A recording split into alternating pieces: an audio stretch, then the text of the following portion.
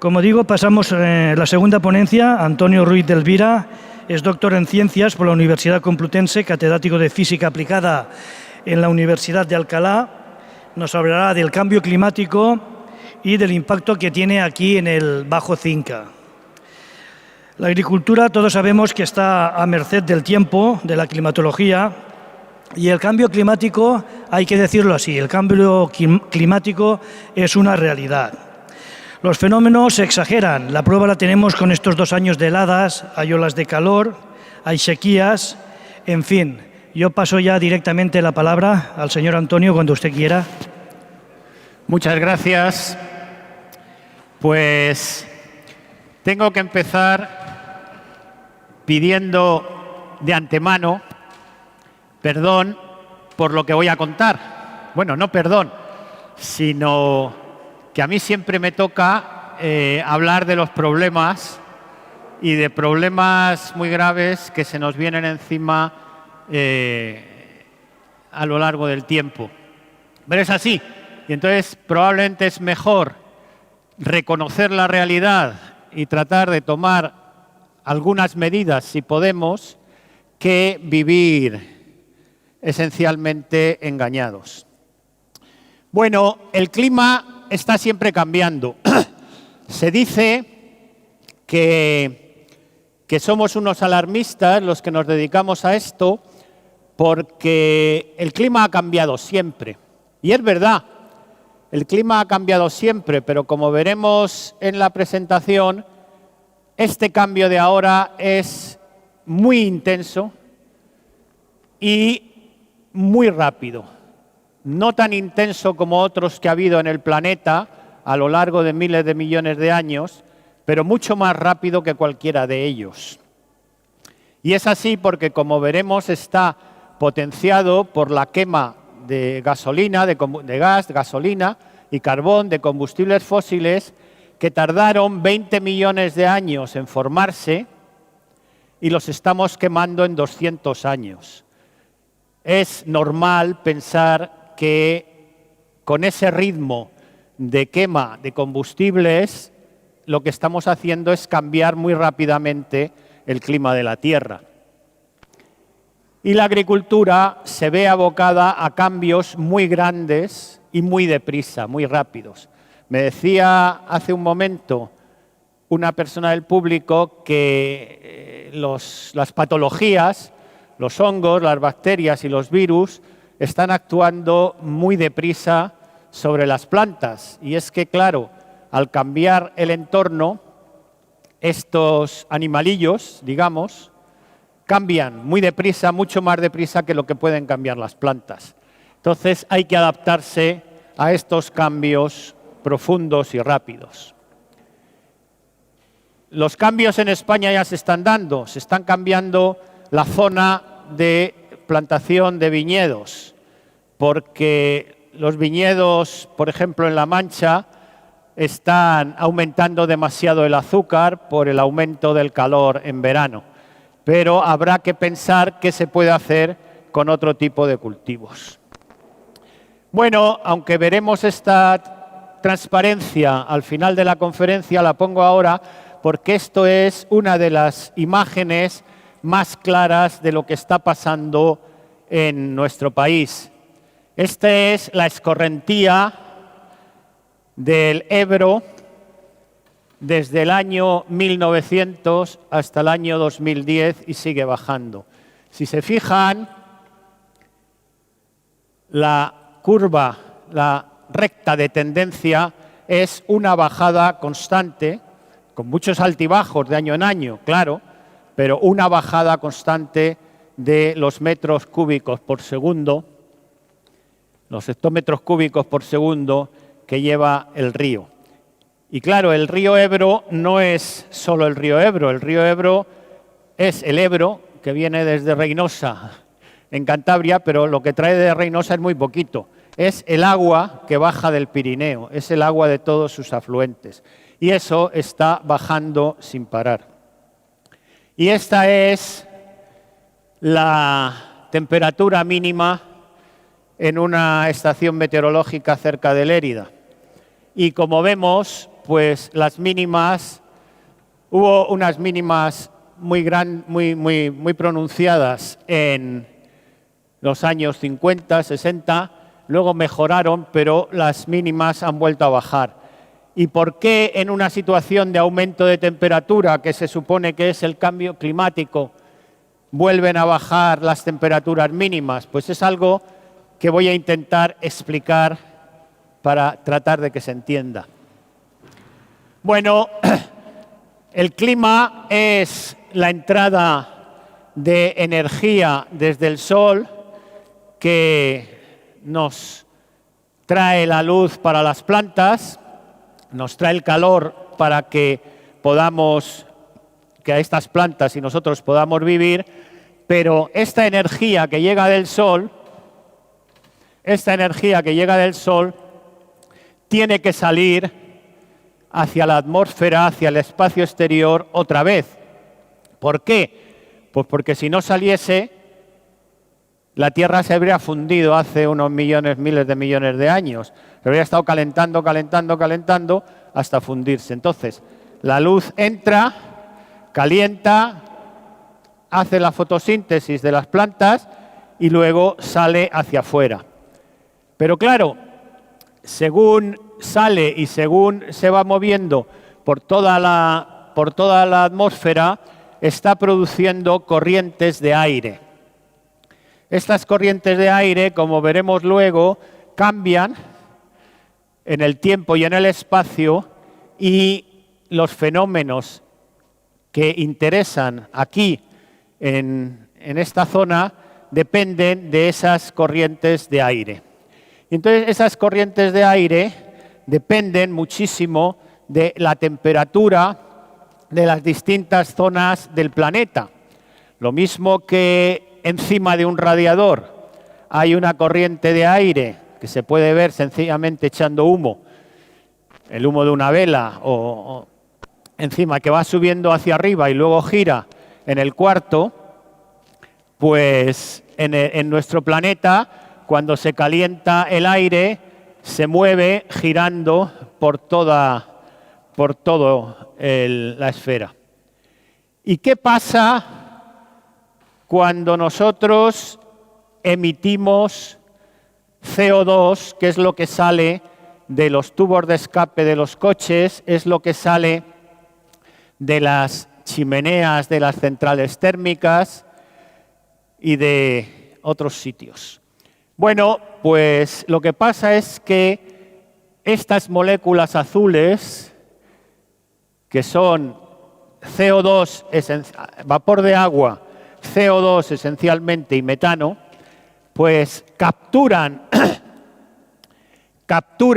la energía que sale del suelo y que tiene que salir hacia el espacio. Entonces, esa energía que sale del suelo y que tiene que salir hacia el espacio se ve dificultada para salir. Y es una cosa que yo le llamo el efecto de manta. En Castilla decimos zamorana, aquí dirán algunas otras cosas, pero una buena manta de lana no da calor. El calor lo damos nosotros. La manta lo que hace es impide que ese calor que produce el cuerpo con su metabolismo salga hacia el aire de la habitación. Entonces, si ponemos una manta, nos calentamos. Si ponemos 2 mantas, empezamos a tener calor. Si ponemos 3 y 4 mantas, pues empezamos a estar agobiados en la cama porque el calor es excesivo. Pues eso es lo que le estamos haciendo a nuestro planeta. Le estamos poniendo mantas, una encima de otra, en forma de moléculas de CO2 y de metano que salen a la atmósfera. Y gracias a eso vivimos, porque la temperatura de nuestro planeta, si no tuviésemos CO2, sería la temperatura de la Luna, es decir, 15 grados bajo cero. Pero como tenemos CO2, son 15 grados de media. Media quiere decir que en el Ecuador hace mucho más calor, en el Sahara hace más calor y en el Polo menos. Pero tenemos una temperatura que nos permite vivir y que nos permite cultivar. Pero claro, si aumentamos mucho esa temperatura, pues estamos produciendo unos fenómenos que no son dañinos de por sí, pero que son molestos. Bueno, entonces, ¿cómo es el aumento del CO2 en nuestra atmósfera? Pues es esa curva de ahí. Tiene picos porque casi toda la Tierra, no el mar, pero casi toda la Tierra está en el hemisferio norte. Y como está en el hemisferio norte, pues en invierno no crecen las plantas y en verano sí. Cuando crecen las plantas disminuye el CO2, porque las plantas absorben CO2 para formar azúcares y luego para formar la estructura, la celulosa, y luego en invierno, en verano, se absorbe el CO2 y baja la concentración, y en invierno vuelve a subir, pero desde 1960 que hay registros directos, no indirectos, sino registros directos del CO2 en la atmósfera. Se mide constantemente cada segundo en 3 sitios, uno de ellos es en las Canarias y otro en Hawái, pues vemos que está subiendo. Y vemos, esto es, el registro llega hasta el 9 de marzo de este año, de 2022. Pues vemos que, pandemia o no pandemia, guerra o no guerra, la emisión de CO2 sigue tal cual. Acuerdos de las comisiones en París, este año en Escocia, antes en Kioto, acuerdos de todas las comisiones de todos los países del mundo para que se reduzca la emisión de CO2, en eso quedan los acuerdos.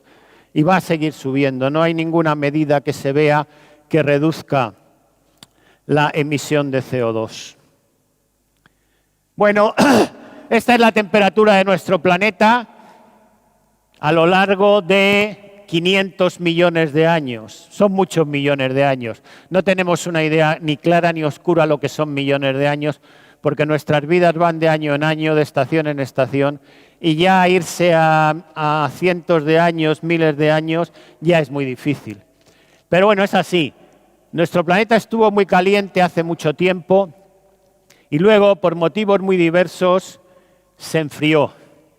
Se enfrió porque aquí, hace unos 12 millones de años, se separó la Antártida de Argentina, de América del Sur, y al separarse se estableció una corriente de agua caliente que da vueltas en torno a la Antártida, y eso genera una pared que impide que el aire caliente de los trópicos y del Ecuador llegue al Polo Sur. Eso quiere decir que el Polo Sur se llenó de hielo, el hielo refleja la luz y toda la temperatura del planeta, esa luz reflejada no se absorbe en el planeta Tierra, se refleja hacia el espacio y el planeta se enfrió. Fue una cuestión, no fueron los seres humanos, no fue el CO2, fue una cuestión geológica. Se rompió un enlace, se abrió el mar y el planeta se enfrió. Y luego se abrió el istmo de Panamá, se cerró el istmo de Panamá, el Pacífico dejó de comunicar con el Atlántico y empezamos a tener lo que se llaman glaciaciones. Bueno, salimos de la última glaciación hace unos 12.000 años y cuando salimos de la última glaciación estábamos los seres humanos ahí. Antes no había seres humanos, por lo menos no de nuestro tipo. Y como había agua de las nieves fundidas, barro fértil y calor, pues se pudo empezar la agricultura. Se empezó en los valles donde llegaba el agua de las montañas y se empezó la agricultura.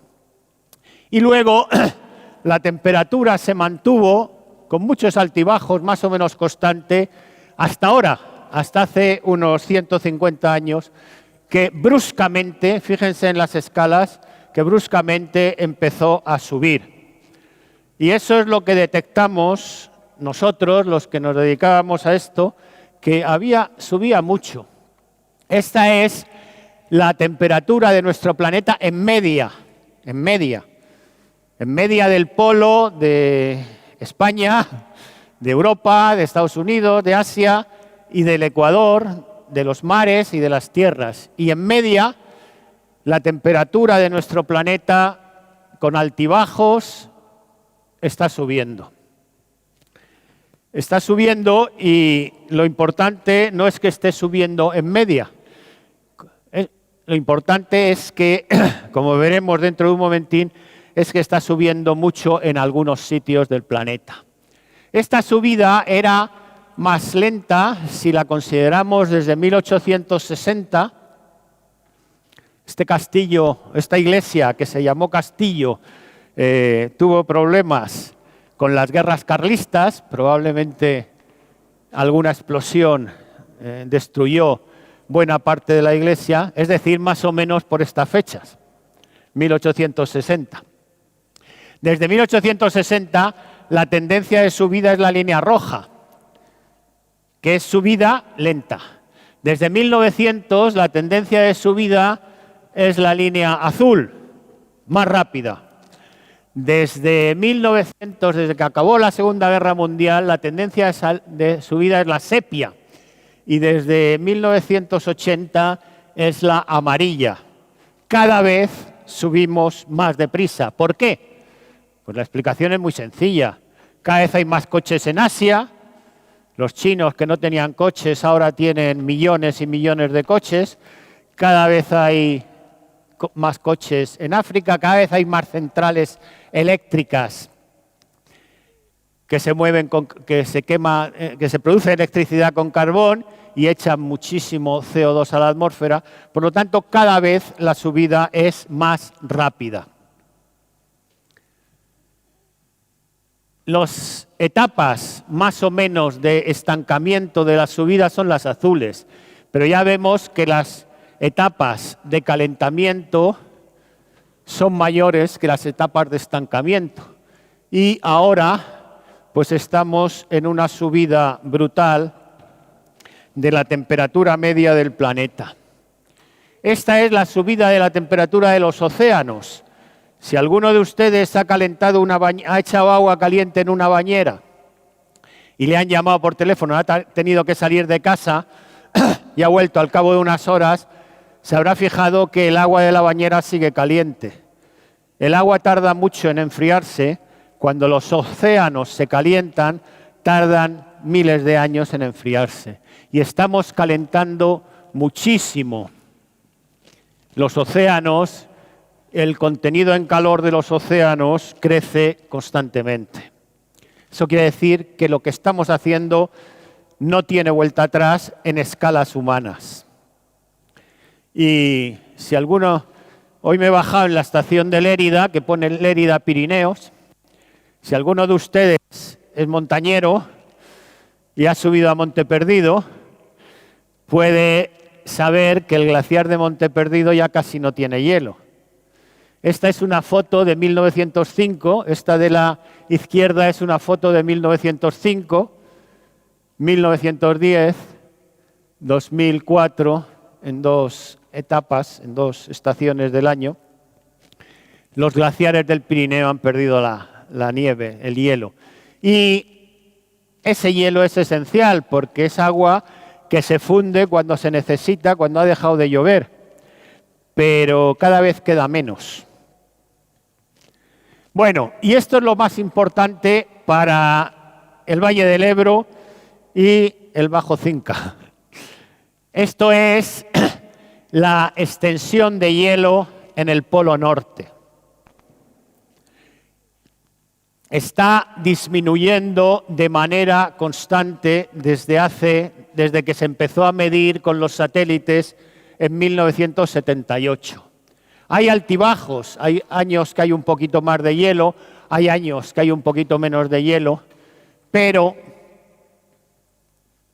está bajando constantemente la cantidad de hielo en el Polo Norte. ¿Eso qué quiere decir?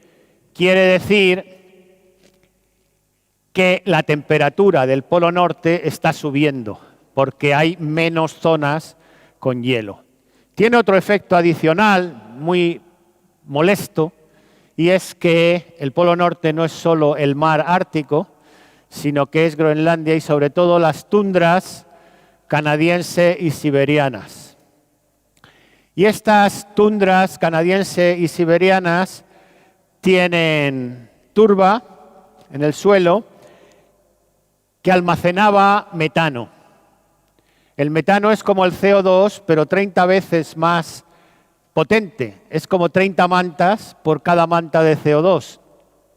Al subir la temperatura del norte y deshelarse el Ártico, las turbas emiten, se les quita el hielo que tienen encima y emiten metano, con lo cual la temperatura del planeta sube cada vez más deprisa, que es lo que estamos viendo recientemente. Esta es la cubierta a lo largo del año, la cubierta de hielo en millones de kilómetros cuadrados del Ártico. Y si se fijan, la línea azul es 2021-2022 y esto es febrero y marzo. La línea azul está muy por debajo de las medias, como la doble helada del año pasado y es un extremo, está muy por debajo de las medias. Esto es una de las razones por las cuales hemos tenido helada este año. Muy por debajo de las medias, es decir, que el Polo Norte se está calentando cada vez más deprisa. ¿Y esto por qué importa? Bueno, todo el tiempo atmosférico, toda la meteorología de España depende de una cosa que se llama el chorro polar. El chorro polar es un río de aire, un río, como el Ebro, pero mucho más ancho y más profundo. Tiene unos 200 kilómetros de anchura, desde el polo hacia el Ecuador. Tiene 2 o 3 kilómetros de profundidad, desde 11.000 metros, desde 11 kilómetros hasta unos 8 kilómetros, y da la vuelta a toda la Tierra.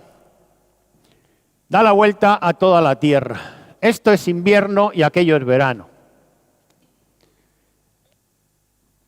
En invierno, esto es hace tiempo, en invierno el río es muy fuerte y como todos los ríos que se mueven muy deprisa no hace meandros.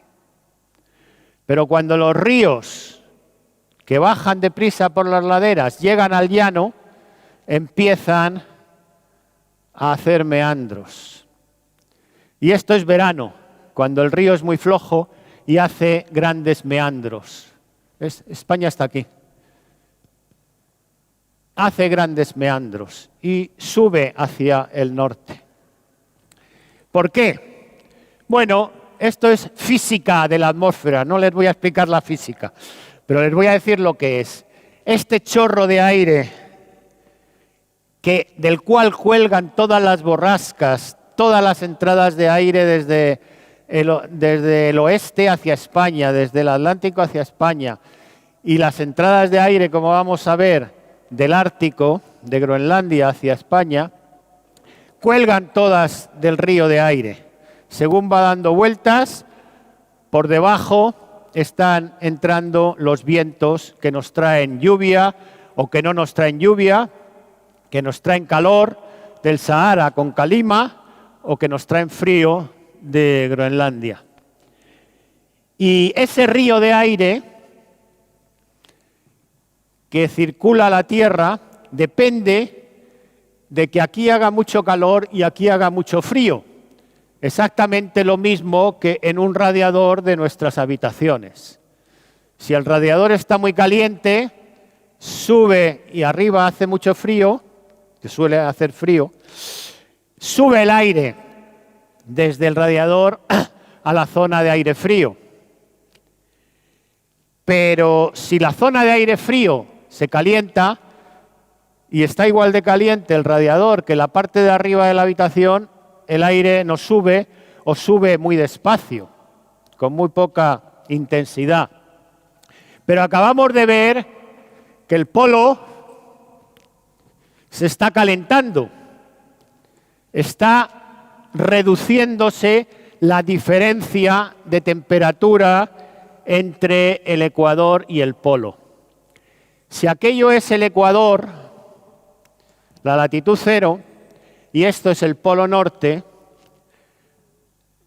la temperatura del polo norte hace 50 años, hace 100 años, era baja, y la temperatura del polo norte ahora es alta.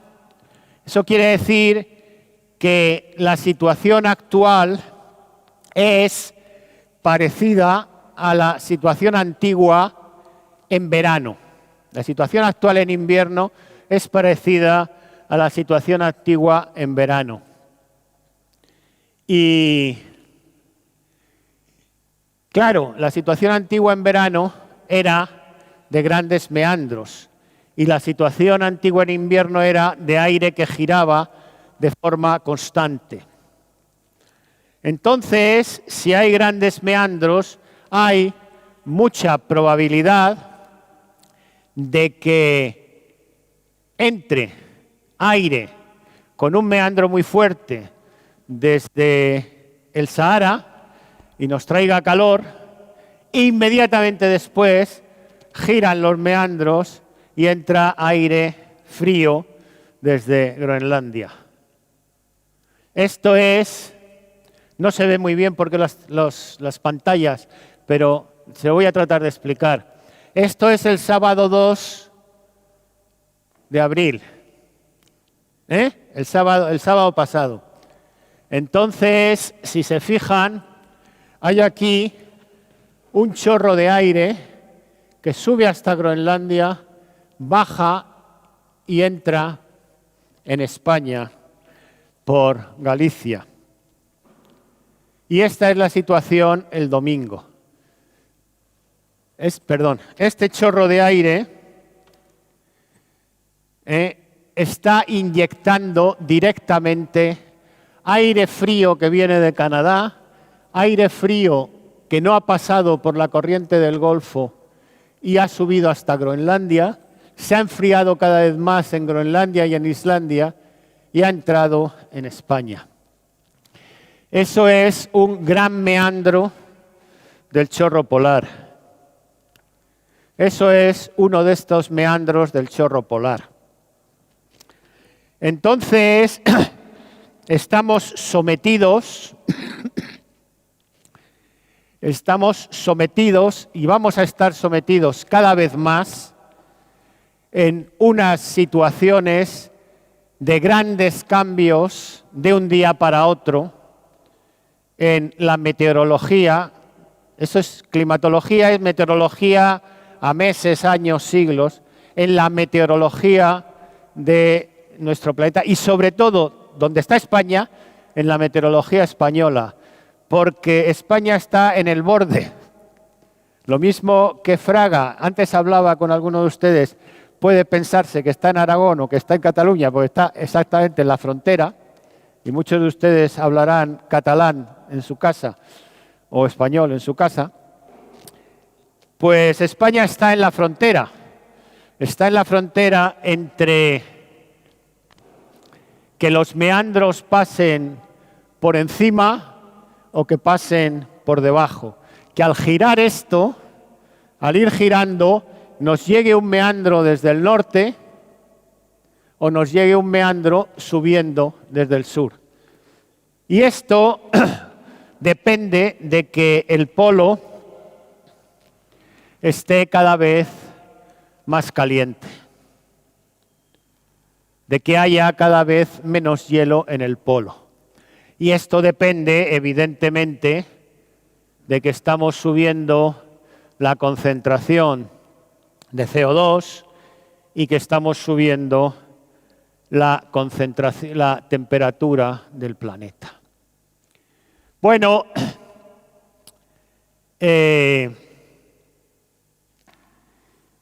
Pues esto es así. El cambio climático aumenta la temperatura global de nuestro planeta y dice, a mí me preguntan muchas veces allí en la universidad, me dicen, anda, que no haces más que profetizar que la temperatura de la Tierra está subiendo, pero anda que no hace frío hoy. Pues sí, está subiendo la temperatura global del planeta, pero está subiendo mucho más la temperatura del polo. ¿Por qué? Pues evidentemente porque si en general la temperatura de la atmósfera es cada vez más alta y en el polo norte la temperatura del mar es cada vez más alta y ese mar caliente llega con las corrientes oceánicas hasta debajo del hielo en el polo norte, pues cada vez sube más, aunque sube más la temperatura del polo norte, de toda la región del Ártico. Entonces, el cambio climático significa aumento de temperatura en la Tierra, aumento de temperatura en el polo norte, y el aumento de temperatura en el polo norte significa que unos días hace muchísimo calor. En España hay invasión de aire del Sahara y al día siguiente ha girado el meandro y entra aire muy, muy frío del norte. La entrada de aire muy, muy frío normalmente pues puede entrar por Galicia, el aire sopla hacia el Pirineo y con la montaña, la barrera del Pirineo gira hacia el Valle del Ebro y luego hacia el Mediterráneo. Y la otra entrada, que ocurre también muchas veces, es que este aire, estos meandros, pasan por Groenlandia y luego llegan a Noruega y bajan por el este de Inglaterra y entran directamente por encima de Bilbao, también hacia el Valle del Ebro. Entran, llegan al Mediterráneo, giran y producen también heladas en la región valenciana. Bueno, pues estos son los registros de temperaturas mínimas aquí, cerca de aquí, en una estación muy próxima a Fraga, y vemos que se mantienen en los últimos años, se mantienen los episodios de heladas en la región.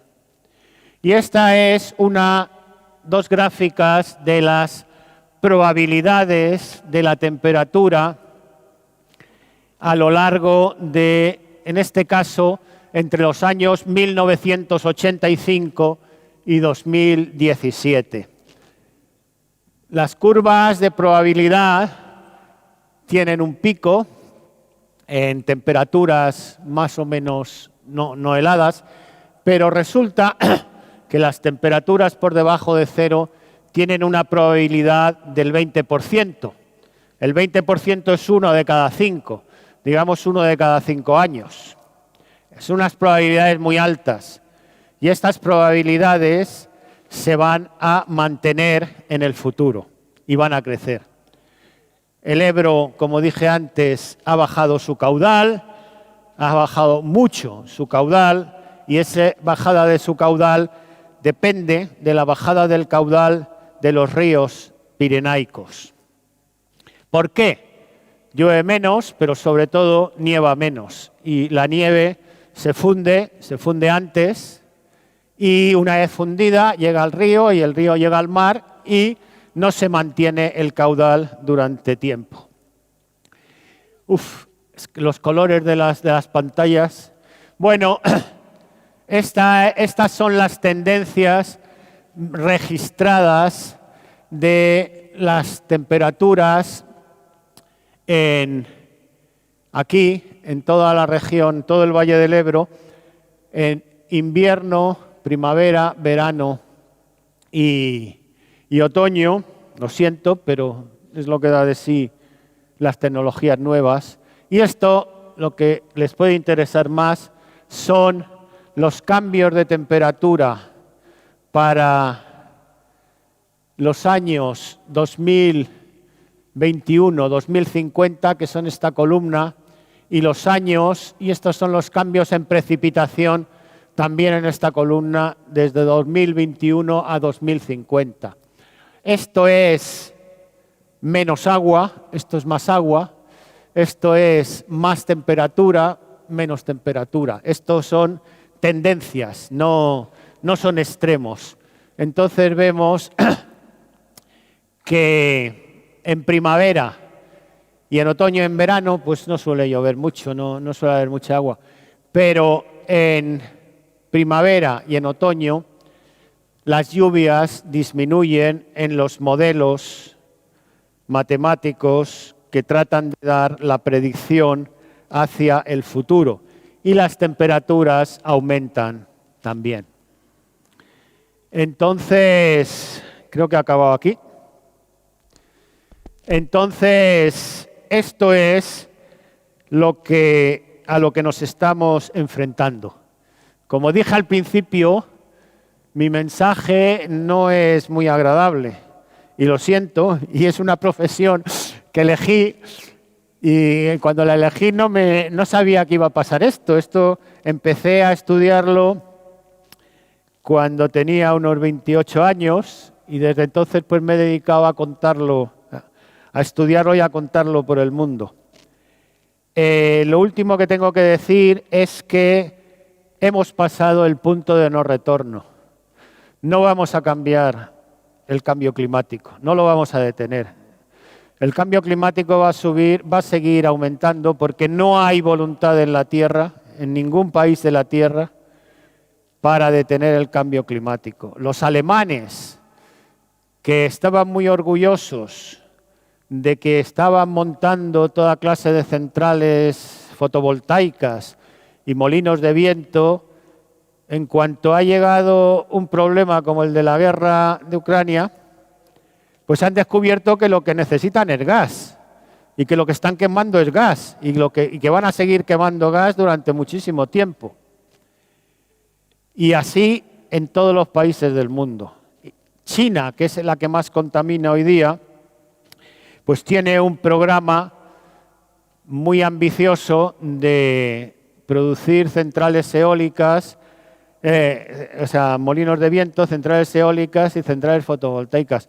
Pero pone en funcionamiento una central de carbón a la semana, una central nueva de carbón a la semana, que si quieren recuperar la inversión tiene que durar al menos 20 o 30 años. Entonces no hay voluntad ninguna en ningún país del mundo en reducir el aumento de emisiones y por lo tanto las temperaturas. ¿Y qué se puede hacer? Pues lo mismo que los viticultores en La Mancha, eso lo sé por gente que conozco, los viticultores en La Mancha están llevando hacia las zonas más altas viñedos, están plantando viñedos nuevos en zonas más altas donde generalmente hace un poco menos de calor, pues habrá que adaptarse de cualquier manera a estos extremos climáticos. Los extremos climáticos son invasiones de aire polar al menos una vez al año por el Valle del Ebro y hacia Valencia, inundaciones cada vez más frecuentes. Las inundaciones son mucha lluvia, pero muchas veces son mucha nieve en las montañas, seguida al día siguiente, de un día para otro, de un aumento de temperatura de 10 grados que la funde y hace que toda esa nieve baje bruscamente por los ríos hacia el Ebro. Y inundaciones en el Levante, entre otras cosas porque el Levante se ha quedado sin árboles debido a la urbanización y al quitar los bosques para otras cosas. Y entonces cuando llega el agua, baja por las laderas sin freno ninguno, sin freno de las raíces de los árboles, y olas de calor como tenemos todos los veranos. Bueno, lo que le decía aquí a los compañeros, no sé si de la radio o de la televisión, que tenemos problemas muy graves. Hemos vivido desde 1950 hasta 2008, hemos vivido una etapa, sobre todo en Europa, muy buena, increíblemente buena, porque Europa no ha tenido 70 años de paz desde que la conocemos, desde los romanos, pasando por la Edad Media, hasta estos 70 años que hemos vivido sin guerras en Europa. Creíamos que podíamos vivir una vida feliz, evidentemente, y es lo que queremos todos. Y de repente nos llegó la crisis de 2007-2008, luego la epidemia esta vírica, que se ha parecido mucho a la epidemia de peste negra de la Edad Media. En aquella época no tenían medicinas, nosotros hemos sobrevivido bastante bien, con muchas desgracias, mucha gente muerta, muchos familiares, pero ahora tenemos medicinas, tenemos hospitales, pero es una epidemia del mismo tipo, es una epidemia vírica que la hemos sufrido todos, como la sufrió todo el mundo la peste negra en Europa. Una epidemia vírica y una guerra en Europa, que no teníamos desde 1945, y una amenaza constante que no vamos a frenar de aumento de las temperaturas globales del planeta, con un aumento mucho mayor de las temperaturas del Polo Norte y últimamente también de la Antártida. Pero hemos sobrevivido a toda clase de catástrofes. Los seres humanos somos unos bichos tan resilientes que aguantamos casi tanto como las bacterias y sobreviviremos esto, con muchos problemas, con muchas dificultades, pero también sobreviviremos esto, pero tenemos que saber a lo que nos enfrentamos. Y muchas gracias a Mercofraga por haberme invitado a contarles algo que llevo contando a todos los que han querido escuchar desde hace mucho tiempo.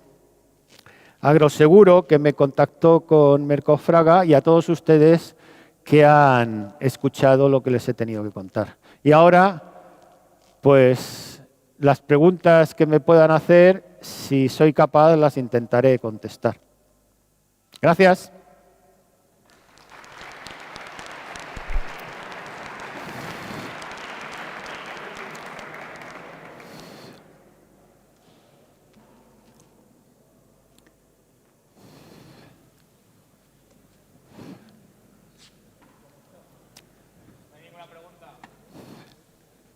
Ignacio. Hola, a mí me gustaría hacer un comentario. Me voy a poner aquí porque el sonido sale de... Te quería comentar que has hablado mucho de la reducción de caudales y lo asocias principalmente al incremento de CO2. Y esto evidentemente no se puede negar. Pero yo te preguntaría por esta reducción de caudales. En muchos casos es debida a un abandono de la agricultura en las zonas de montaña. O sea, si no cuidamos la agricultura, vamos mal, sea de montaña o sea en las zonas bajas. Entonces, se está explicando esto, que es debido al incremento de CO2 y estamos de acuerdo, pero que hay cambios en el uso del suelo que están provocando esta reducción de caudales en los ríos. Sí. Esto es así. ¿Vuelve a funcionar? Sí. Bueno, esto es así. El cambio climático es solo uno de los males, de las plagas del siglo XXI. Tenemos reducción de la biodiversidad, tenemos deforestación, tenemos erosión. Entonces, evidentemente, muchas de ellas se compensan. Voy a poner un ejemplo. Muchas de las lluvias en la región valenciana vienen del vapor de agua que se evapora en el Mediterráneo, del agua del Mediterráneo muy caliente, se evapora y entra en tierra por las brisas marinas, entra en tierra y como las sierras de la región valenciana están muy cerca del mar, sube hacia la cima de las sierras.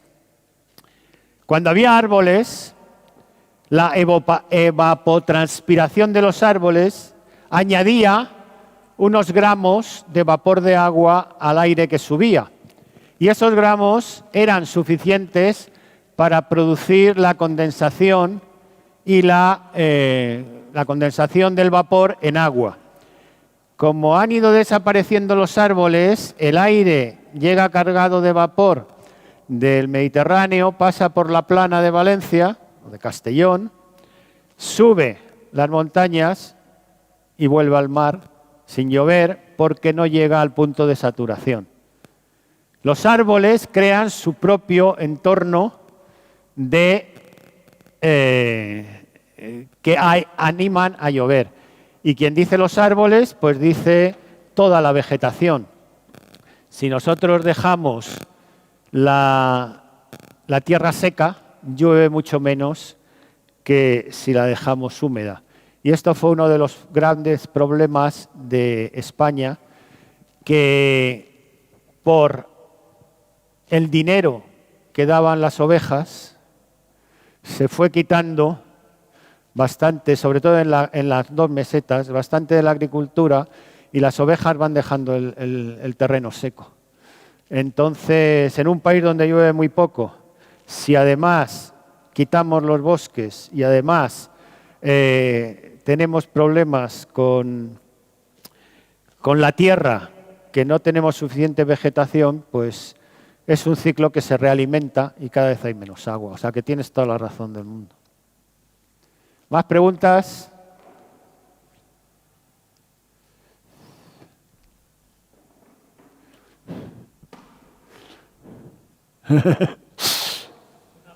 Venga. Si se desvielan tanto los polos, Sí.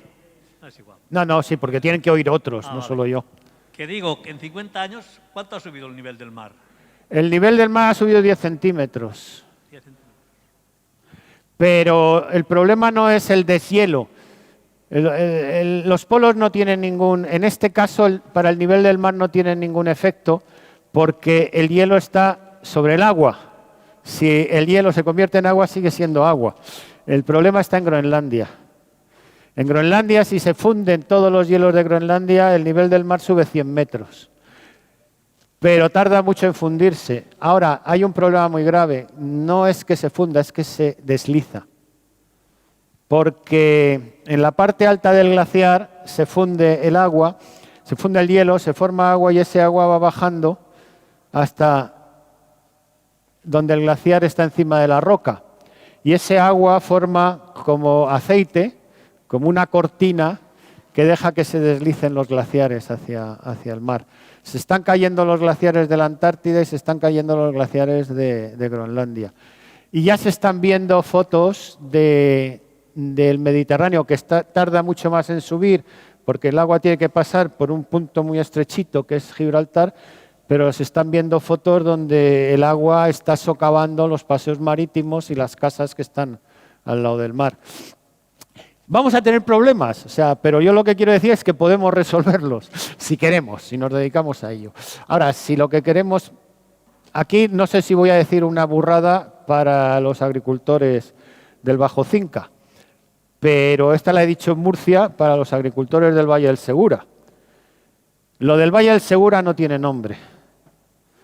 Es una riqueza gigantesca, se exporta una barbaridad de lo que se cultiva allí hacia Europa, pero a cambio de secar toda la zona que lo rodea. Desde los pantanos del Tajo, que están lejos, hasta el acuífero de La Mancha, que está bajando metros todos los años, está ya a menos 110 metros, o sea, tienen que bombear agua de 110 metros, y incluso la poca agua que hay en la Sierra del Segura. Claro, si se cultiva la huerta de Murcia, que era así, pero esa huerta de Murcia se extiende 40 kilómetros hacia Lorca y 40 kilómetros hacia Cartagena, pues sí, hay mucho dinero, pero hoy, pero no hay agua para el futuro. Y como ha dicho nuestro colega, cuanto menos agua le metamos al suelo, menos agua nos devolverá. ¿Más preguntas? No deben asustarse. Quiero decir que sí, que el panorama no es no es fácil, pero lo hemos hecho muchas veces. A mí me decía un día que volvía de una, sí, la última cosa, un día que volvía de una conferencia de este tipo, a casa, cogí un taxi y pasamos por una zona donde ahora hay muchas viviendas, y el taxista me decía, era los años de la crisis económica, el 2008, 2009, decía, pues mire, yo tengo aquí comprado un piso y lo único que tengo es un suelo. Dice, porque no hay dinero para levantarlo. Dice, pero hemos salido de muchas y saldremos de estas. O sea que les animo a buscar soluciones sabiendo lo que existe. Gracias.